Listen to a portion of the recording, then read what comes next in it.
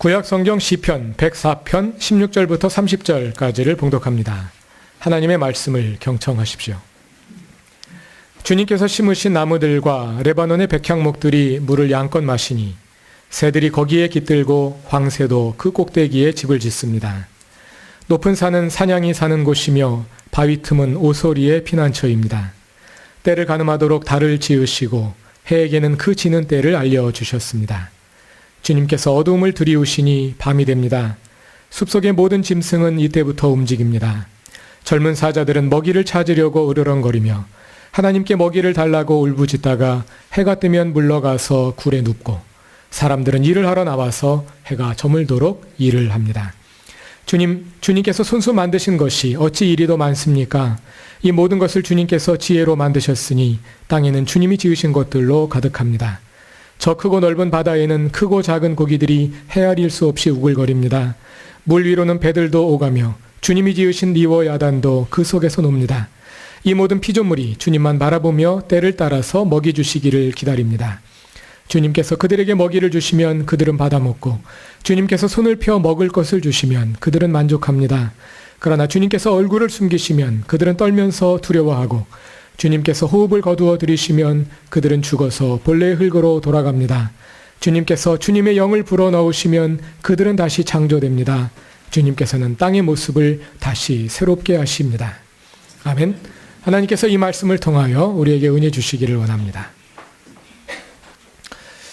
지난 주일까지는 출애굽기를 함께 살펴보았습니다.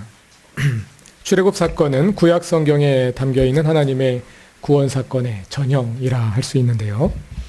하나님은 이스라엘을 파라오의 지배로부터 건져내셔서 당신의 백성으로 삼으시고 그들에게 율법을 주셔서 삶의 본보기로 삼게 하셨습니다. 이렇게 출애굽 구원 사건을 함께 읽어오는 과정에서 여기저기에 떠오른 그와 관련된 주제가 하나 있었습니다. 그것은 하나님의 창조와 창조하신 자연입니다. 출애굽기의 10계명을 보면 네 번째 계명인 안식일의 근거로 하나님께서 천지를 창조하신 후 일곱째 날에 쉬셨으니 너희도 쉬라 하고 말하고요. 그 안식의 범위는 나와 내 가족들만 쉬는 것이 아니라 내 집에 있는 종들까지 그리고 더 나아가서 소와 나귀를 포함한 모든 집짐승들까지 다 쉬게 해야 한다고 말씀하십니다. 또 지난 주일에는 안식년에 관한 본문 목소리가 갑자기 뭐 헬륨가스를 마신 것 같은 목소리가 조금 귀에 거슬리시겠지만 그런가 보다 하고 들어주시기 바랍니다. 지난 안식 주일에는 안식년에 관한 본문도 살펴보았는데요. 출애굽기 23장 10절 이하를 보면 7년마다 돌아오는 안식년이 되면 농사를 짓지 말고 땅을 쉬게 해야 합니다. 그리고 땅에서 저절로 자라나는 것은 가난한 사람들이 먹게 하고 그러고도 남는 것은 들짐승들이 먹게 합니다. 땅을 쉬게 하고 그 땅에서 나오는 것을 들짐승들이 먹게 해야 한다는 것입니다. 이런 본문들을 통해서 하나님은 우리의 관심을 인간 세계를 넘어서 자연 세계로 향하도록 이끄십니다. 이 땅에는 사람만 살고 있는 것이 아니라 짐승들도 함께 살고 있다는 것입니다. 또 우리가 함께 그 위에 살고 있는 이 땅에도 우리의 관심과 사랑이 주어져야 한다는 것입니다. 그런데 왜 동물만 나오고 식물은 나오지 않는 걸까요? 하나님이 동물에 대해서는 애정을 보이시는데 식물에 대해서는 무관심한 것처럼 보이죠? 창세기 1장에 나오는 창조 기사를 보면 하나님이 셋째 날에 땅을 만드셨는데요. 여기를 보면 식물이 그 땅의 한 부분으로 다루어지고 있는 것을 볼 수 있습니다. 이에 대해 설명하기 위해서 창조의 과정을 한번 정리해 보겠습니다. 창세기 1장을 보면 하나님께서 엿새에 걸쳐서 이 세상을 만드시는데요. 그 이야기를 자세히 보면 전반부 사흘 동안은 틀을 만드시고 후반부 사흘 동안은 그 틀의 내용을 채우는 방식으로 창조를 전개하시는 것을 볼 수 있습니다. 하나님께서 창조하시기 이전의 상태는 창세기 1장 2절과 같습니다.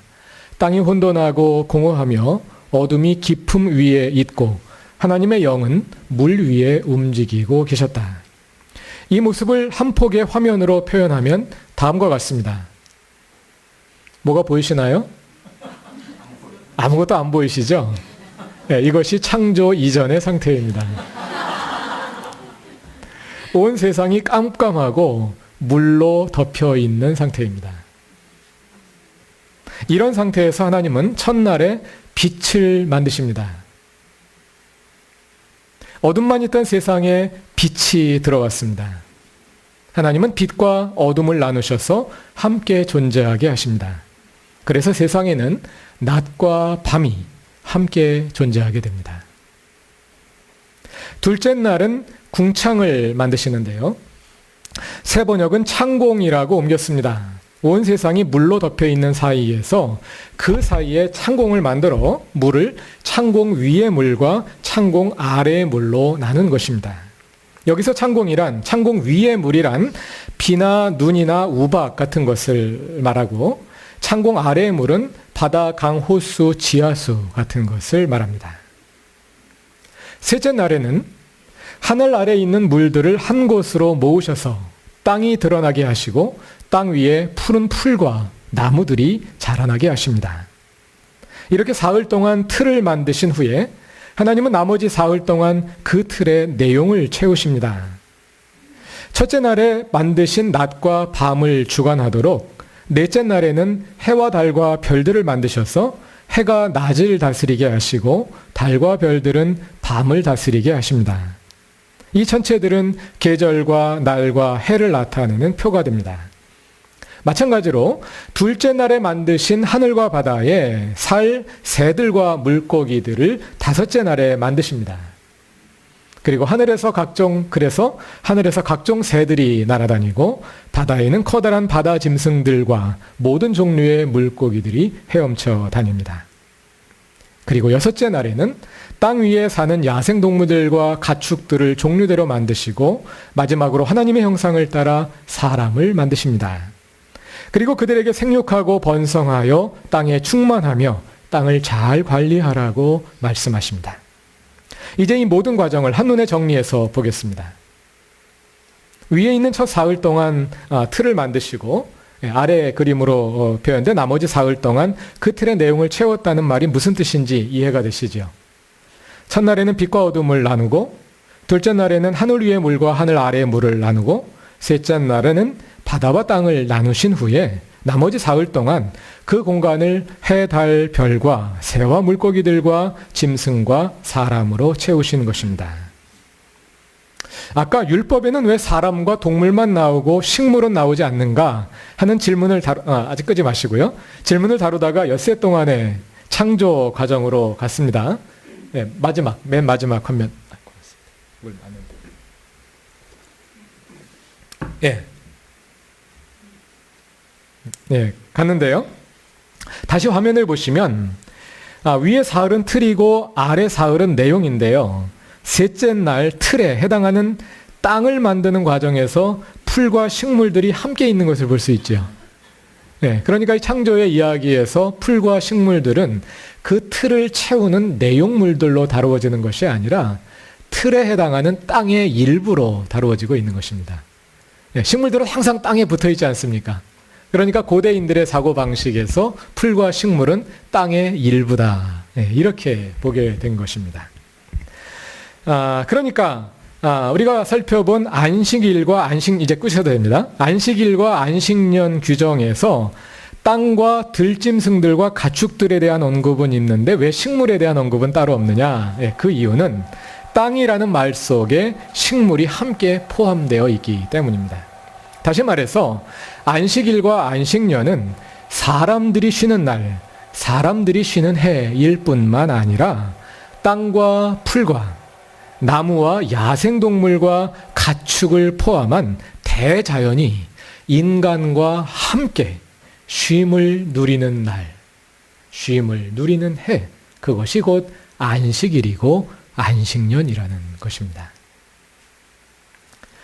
이처럼 성경은 하나님의 돌보심과 은혜가 인간에게 국한되지 않고 모든 피조 세계를 포함하고 있음을 보여줍니다. 그것을 아주 잘 보여주는 것이 노아의 홍수 후에 하나님과 사람과 온 피조물이 계약을 맺는, 언약을 맺는 장면입니다. 다 같이 창세기 9장을 찾아보겠습니다.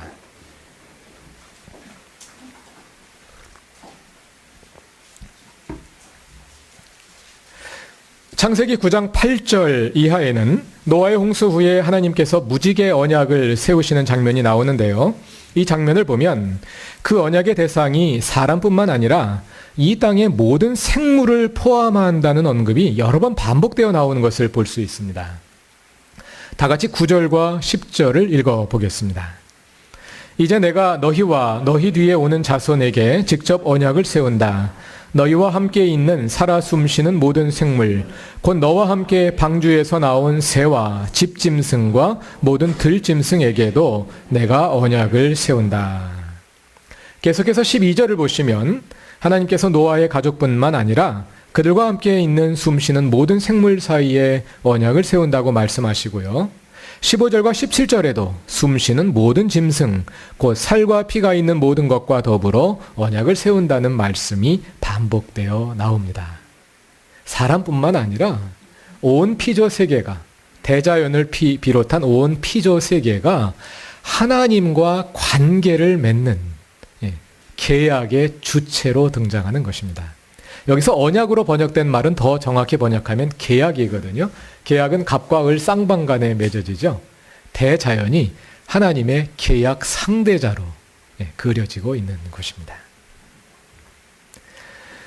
이 말씀을 우리가 잘 이해하면 그동안 우리가 성경을 읽으면서 이게 무슨 뜻인가 하고 의아해하던 그런 구절들을 잘 이해할 수 있습니다. 로마서 8장 18절 이하가 그런 말씀인데요.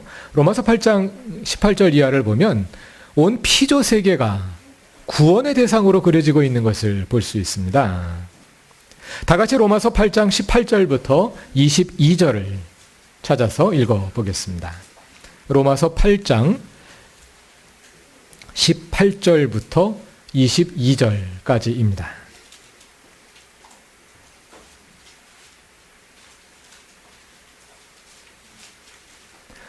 현재 우리가 겪는 고난은 장차 우리에게 나타날 영광과 견주면 아무것도 아니라고 나는 생각합니다. 피조물은 하나님의 자녀들이 나타나기를 간절히 기다리고 있습니다. 피조물이 허무에 굴복했지만 그것은 자의로 그렇게 한 것이 아니라 굴복하게 하신 그분이 그렇게 하신 것입니다. 그러나 소망은 남아 있습니다.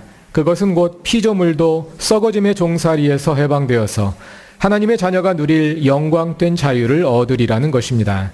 모든 피조물이 이제까지 함께 신음하며 함께 해산의 고통을 겪고 있다는 것을 우리는 압니다. 본문에서 바울은 모든 피조물이 함께 신음하며 함께 해산의 고통을 겪으면서 썩어짐의 종살이에서 해방될 날을 기다리고 있다고 말합니다. 많은 설명이 필요한 본문입니다. 그러나 오늘 설교의 주제와 관련하여 간단히 정리하자면 이 말씀은 우리가 하나님의 구원의 범위를 인간 세상으로 제한하지 않고 모든 피조 세계로 확장해서 이해해야 함을 가르쳐 줍니다. 성경에 담긴 이러한 말씀들은 우리로 하여금 자연에 대한 우리의 왜곡된 시각을 교정하도록 요청합니다. 우리는 6일간의 창조의 마지막 단계가 사람의 창조였기 때문에 그 앞에 창조된 모든 자연 만물이 다 사람을 위해 창조된 것이다. 사람이 창조의 정점이다.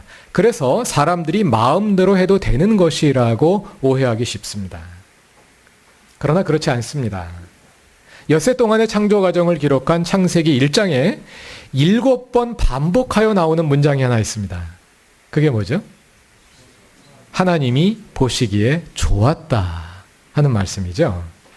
엿새 동안 창조된 대자연은 사람을 위한 유용성이라는 측면에서만 가치를 가지는 것이 아닙니다.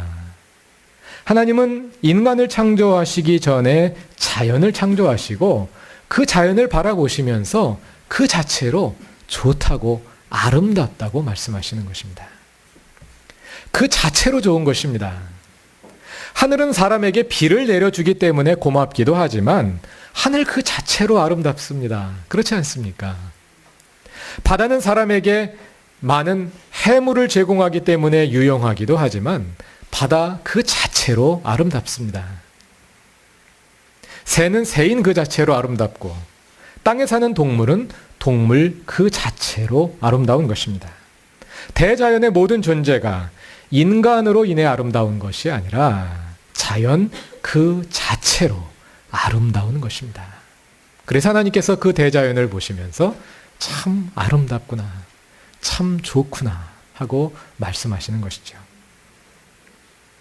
오늘 우리가 함께 읽으신 본문인 시편 104편은 그러한 창조의 섭리가 한편의 시로 아름답게 농축되어 있습니다. 하나님은 이 시편에서 배고픈 짐승들에게 먹을 것을 나누어 주시는 대자연을 보살피시는 분으로 등장합니다. 긴 시이기 때문에 일부만 발췌해서 봉독했습니다. 오늘 함께 읽으신 교동문이 시편 104편의 앞부분이고요. 성경 봉독으로 읽은 내용이 뒷부분입니다. 이 시는 교동문으로 읽은 앞부분에서는 대자연을 창조하시고 질서를 부여하시는 하나님의 권위와 위엄을 묘사한 후에 중반 이후부터는 같은 하나님을 하늘의 새들과 들짐승들을 먹이시는 자애로운 분으로 그리고 있습니다. 본문 10절과 11절을 보면 하나님은 골짜기마다 샘물이 솟아나게 하셔서 들짐승들과 들나귀들과 하늘의 새들이 목을 축이게 하십니다. 뿐만 아니라 16절을 보면 땅의 나무들과 레바논의 백향목도 그 물을 양껏 마시며 힘차게 자라납니다. 또 14절을 보시면 하나님은 들짐승들이 뜯을 풀이 자라게 하시고 사람들이 밭가리로 채소를 얻게 하십니다. 땅에 풀도 자라고 채소도 자라는데 다 먹을 주체들이 정해져 있다는 것이죠. 싸울 필요가 없이 사이좋게 균형 있게 이 땅이 내는 풀과 채소가 사람과 동물에게 균형 있게 분배된다는 것입니다. 또 이처럼 사람과 동물이 자신의 자리를 찾아가며 살아가는 세상의 모습은 19절 이하에서도 볼 수 있습니다. 여기를 보면 사람과 동물이 그 영역이 시간으로 나누어서 또 그려지고 있는 것을 볼 수가 있습니다. 19절부터 23절까지를 제가 읽어보겠습니다. 때를 가늠하도록 달을 지으시고 해에게는 그 지는 때를 알려주셨습니다. 주님께서 어둠을 두리우시니 밤이 됩니다. 숲속의 모든 짐승은 이때부터 움직입니다. 젊은 사자들은 먹이를 찾으려고 으르렁거리며 하나님께 먹이를 달라고 울부짖다가 해가 뜨면 물러가서 굴에 눕고 사람들은 일을 하러 나와서 해가 저물도록 일을 합니다. 밤 시간에는 수많은 짐승들이 나와서 활동하다가 아침이 되면 제 거처로 돌아가고 낮에는 사람이 나와서 들에 나와서 농사를 짓는 사람과 동물이 조화를 이루어 살아가는 그러한 아름다운 세계가 여기에 그려지고 있습니다. 참 아름다운 시이죠. 하나님은 세상을 이렇게 아름답게 창조하셨습니다. 그리고 이 세상을 하나님께서 창조하신 그 아름다운 모습 그대로 보존하는 것은 우리 신앙인들의 중요한 책임 가운데 하나입니다. 자연을 보존하는 것은 신앙의 문제입니다. 성경에서 이러한 말씀들을 대하면서 우리는 그동안 우리와 자연 사이에 잘못 설정해왔던 관계들을 바로잡을 필요가 있음을 깨닫게 됩니다. 그동안 우리는 인간이 만물의 영장이라는 미명하에 스스로를 자연에 대해 무제한의 권력을 가진 존재로 잘못 이해하여 자연을 함부로 사용하고 자연 질서를 교란해왔던 이제까지의 삶의 태도와 습관을 반성하게 되는 것입니다. 지난주에 살펴본 레위기의 희년 규정이 잘 보여주듯이 인간은 이 땅의 소유주가 아닙니다. 우리는 그저 이 땅에 살고 있는 나그네일 뿐이며 살아있는 동안 이 땅을 사용하도록 허락받은 청지기일 뿐입니다. 따라서 우리는 이 땅의 자연 환경을 잘 관리해야 합니다. 그렇게 함에 있어 함께 고려되어야 할 것은 자연과 자원은 모든 사람, 모든 세대를 위한 것이라는 사실입니다. 앞에서 환경 문제를 인간과 자연의 문제로 다루었습니다만 사실은 이것은 사람과 자연의 문제일 뿐만 아니라 사람과 사람의 문제이기도 합니다. 오늘날 이 세계는 여기저기에서 환경 파괴의 결과들을 특히 기후변화와 대기오염과 수질오염 그리고 최근에는 핵의 무분별한 관리라는 차원에서 직면하고 있으며 그 심각함이 갈수록 더해지고 있고 그래서 미래에 대한 전망이 어두운 가운데 있습니다. 이러한 파괴는 불과 지난 몇십 년 사이에 그러니까 지금 살아있는 인류에 의해 저질러진 것입니다. 그리고 그 결과는 우리 세대로 그치지 않고 대대로 이어져서 우리의 자손들이 그 피해를 고스란히 떠안게 될 것입니다.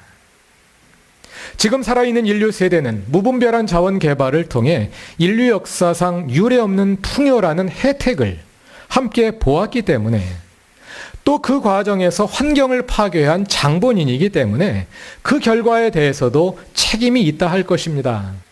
우리가 한 행동의 결과를 우리가 보고 있는 것입니다. 그러나 앞으로 다가올 새 세대들은 현재의 환경 파괴에 전혀 가담하지 않았음에도 불구하고 심각한 폐해를 경험하게 될 것입니다. 혜택보다는 폐해를 더 많이 경험하게 될 것입니다. 우리는 아직 태어나지 않은 우리의 자녀들에게 죄를 짓고 있는 것입니다.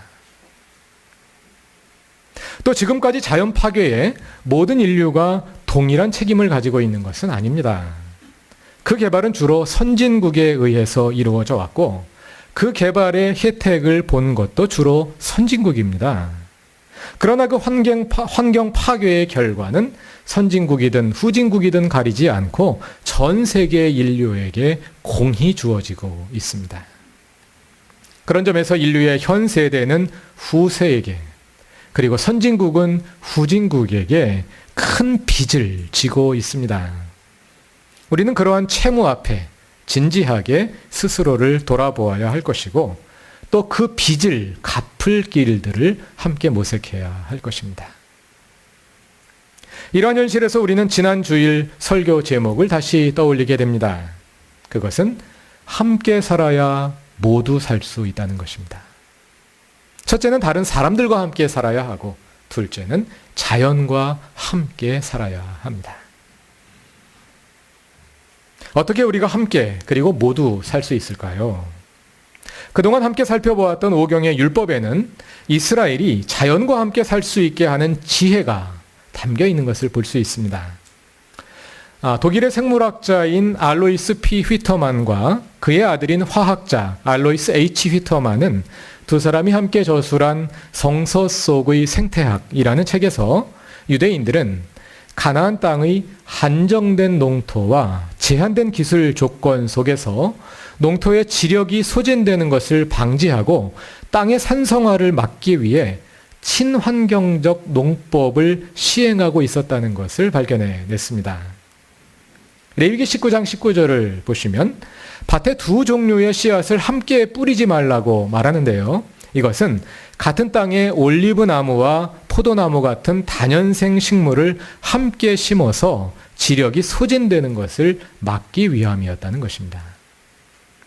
또 이어지는 레위기 19장 23절을 보면 과일나무를 심은 첫 3년 동안은 과일을 따지 말라고 말합니다. 그 3년 동안 과일이 땅에 떨어져서 유기물질이 형성된 후에 그것이 다시 부식질로 변하여 농사에 좋은 농토를 만들어내게 된다는 것입니다. 저는 이 말이 무슨 말인지 잘 이해는 못하고 그냥 인용만 합니다. 나중에 윤태복 집사님께 여쭤보려고 합니다. 이와 함께 앞에서도 이미 살펴보았습니다만 7년마다 농사를 쉬고 땅을 놀리고 묵히는 것도 지력을 높이는 중요한 방법이라 하겠습니다. 그런데 이런 규정들을 보면서 한 가지 의문이 생깁니다. 팔레스타인 땅이 그렇게 비옥한 땅이 아니거든요.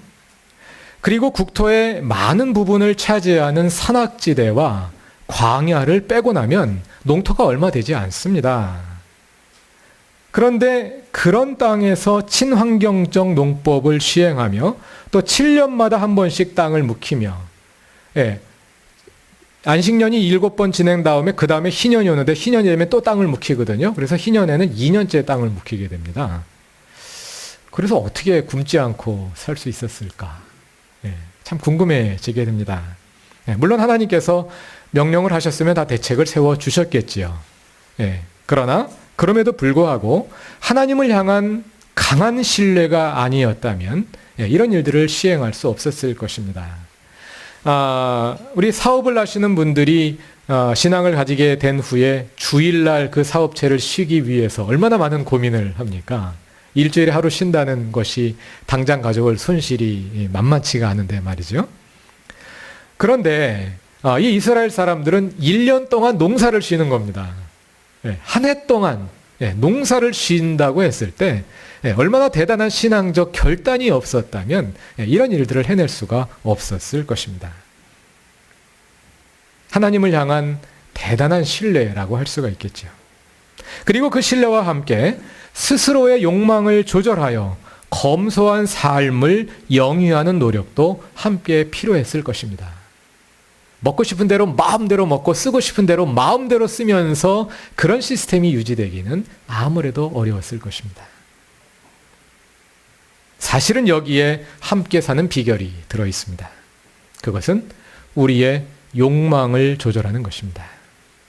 욕망을 조절하지 않고 함께 사는 것은 불가능합니다. 그것은 한편으로는 국가와 인류의 규모에서 이루어지는 집단적인 탐욕의 추구를 중지하고 우리의 관심을 무한 경제 성장으로부터 삶의 질적인 변화로 돌리는 거시적인 차원의 변화가 필요할 것입니다. 이대로 가다가는 얼마 가지 못합니다. 다른 한편으로는 우리 자신의 영혼과 삶의 방향을 재점검하는 미시적인 차원에서의 변화도 함께 이루어져야 할 것입니다. 우리의 습관을 돌아보고 삶의 패턴을 바꾸려는 노력들도 필요할 것입니다. 그것은 불필요한 소비를 줄이는 것과 같은 작은 실천을 포함할 것입니다. 그러한 모든 실천으로 나아가기에 앞서서 우리의 인식을 바꾸는 것, 그 자체도 매우 중요합니다. 이 생태계를 보존하는 문제는 바로 신앙의 문제라는 사실입니다. 그것은 사람뿐만 아니라 온 대자연이 하나님의 관심과 보살핌의 대상임을 바로 알고 하나님의 창조 질서 속에서 자연을 우리의 동반자로 이해하는 것입니다. 함께 살아야 모두 살 수 있습니다. 그루터기 교회가 그러한 삶의 한 출발점이 되고 한 참여자가 되며 또 그러한 삶의 활력을 공급하는 마르지 않는 샘이 될 수 있기를 바랍니다. 다 같이 기도드리겠습니다. 인간을 자연과 함께 창조하신 하나님, 친환경적인 삶이 중요한 신앙의 문제임을 알게 하시니 감사합니다. 자연 속에서 창조의 섭리를 발견하게 하시고 우리와 같은 하나님의 피조물인 자연에 대한 이해를 새롭게 함으로 우리의 신앙의 폭이 더 넓어지게 하옵소서. 다른 사람들과 함께 살아가며 자연과 함께 살아가게 하옵소서. 그래서 우리 모두가 함께 살게 하옵소서. 예수님의 이름으로 기도드립니다. 아멘.